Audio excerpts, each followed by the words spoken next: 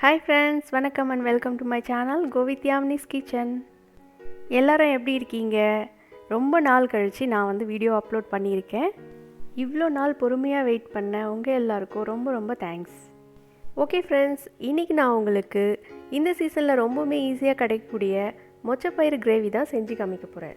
இந்த காயை பச்சை மொச்சை, பச்சை ஆவரை அப்படின்னு சொல்லுவாங்க. இது பார்த்திங்கன்னா நவம்பர் டு பிப்ரவரி வரைக்கும் கிடைக்கும்.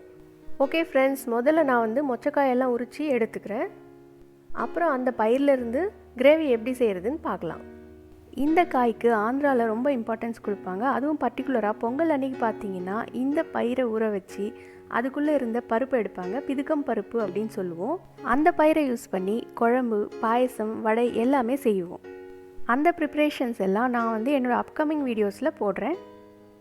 இப்போ நம்ம மொச்சப்பயிரை யூஸ் பண்ணி கிரேவி எப்படி செய்கிறதுன்னு பார்க்கலாம். ஓகே ஃப்ரெண்ட்ஸ், நீங்களும் இந்த சீசனல் ஃபுட்டை மிஸ் பண்ணாமல் என்ஜாய் பண்ணுங்கள்.